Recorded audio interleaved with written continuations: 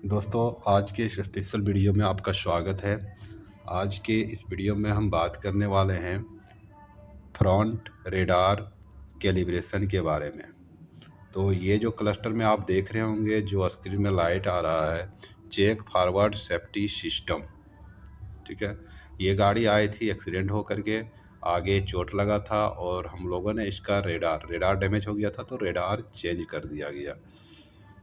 तो radar change करने के बाद कैलिब्रेशन करने की ज़रूरत है। कारण ये है कि जो automatic front forward collision safety system है, आगे अगर कोई ऑब्जेक्ट आ जाता है तो गाड़ी अपने आप ब्रेक मारेगी।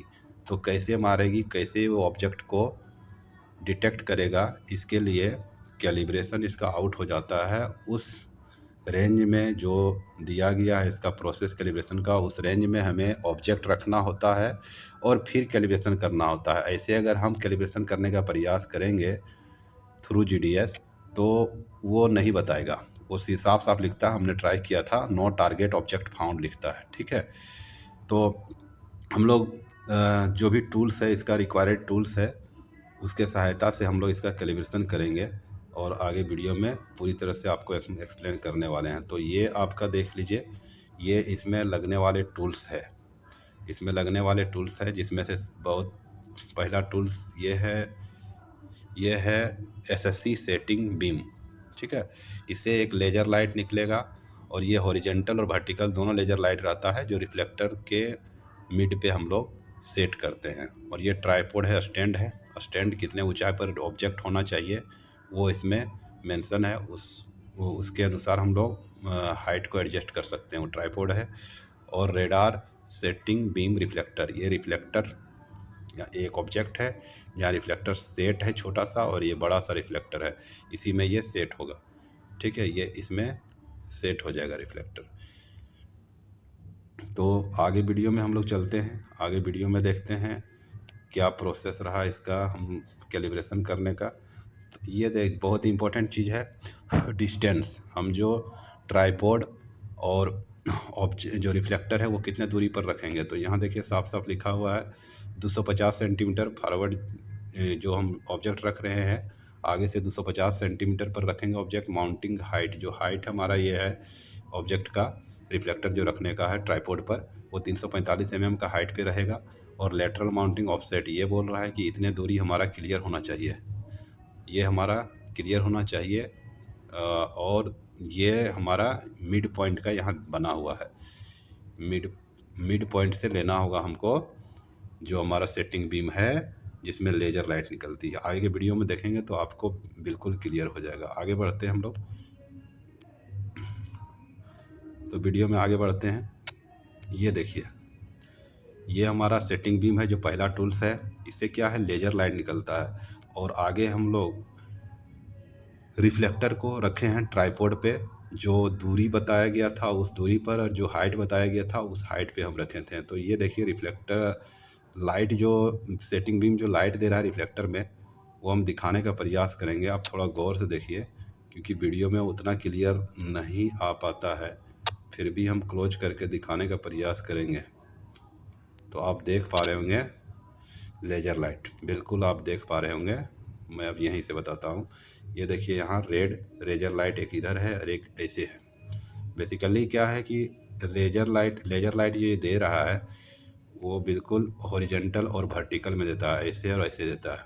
क्योंकि ये रिफ्लेक्टर हमारा प्रिज्म टाइप है तो उसमें रिफ्लेक्ट होकर के थोड़ा सा ऐसे और ऐसे दिख रहा है।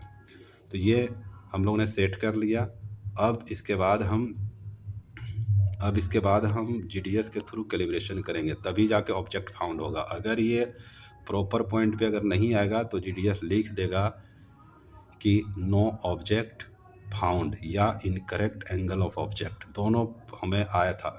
मैंने जब ये एक्चुअल पॉइंट पे नहीं सेट किया था तो आ गया था इनकरेक्ट एंगल ऑफ ऑब्जेक्ट, क्योंकि ऑब्जेक्ट तो डिटेक्ट कर लिया था रेडार, लेकिन एंगल उसको नहीं मिल पा रहा था।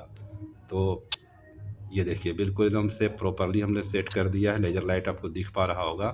अब हम चलते हैं और जीडीएस के थ्रू इसको हम कैलिब्रेशन कर देते हैं।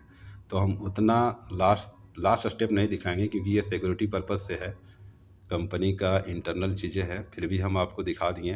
फ्रंट रेडार का सेटिंग में हम लोग जाएंगे और फ्रंट रेडार सेटिंग में हम जाएंगे और इसमें हमें चूज करना होगा इंस्पेक्शन। देखिए लिखा हुआ है inspection of front radar mounting angle. इस पर जाएंगे, जैसे इसको हम क्लिक करेंगे तो एक कोड मांगता है। उसमें लिखा रहता है कि जो आपका रेडार, जो पुराना रेडार हो या नया रेडार हो, उसमें लिखा रहता है LOS नंबर करके लिखा रहता है, उसके लास्ट 2 डिजिट। तो इसमें FB था हमारा। अगर नहीं देख पाते हैं तो FB याद रख लीजिए। FB फॉर फेसबुक, नहीं sorry, FD for fix deposit, ये कोड था हमारा।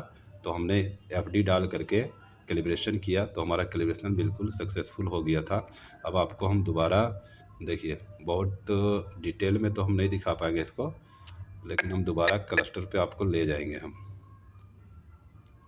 ये प्रोसेस हमने किया, रन किया और फाइनली हमने कैलिब्रेशन कर दिया। मैं बहुत ज़्यादा डिटेल में नहीं जा रहा हूँ इसमें। ये जैसे सक्सेसफुल होता है, देखिए आप, हमारा वही क्लस्टर मीटर है। ये क्लस्टर मीटर में जो पहले लाइट था चेक फ्रंट कोलिजन सिस्टम, वो बिल्कुल हट गया है। आप बिल्कुल देख पा रहे होंगे, बिल्कुल वही गाड़ी है। 9456 किलोमीटर से आप ट्रैक कर सकते हैं कि कोई हमने स्क्रीन बदला नहीं है, वही स्क्रीन है। ठीक है, और दूसरी चीज़ें हैं, आप लास्ट तक मैं ले जाता हूँ वीडियो को, 1 मिनट।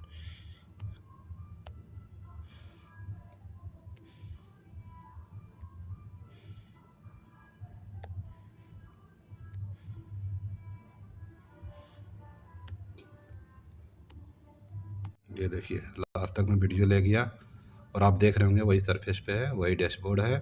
ठीक है, थैंक यू।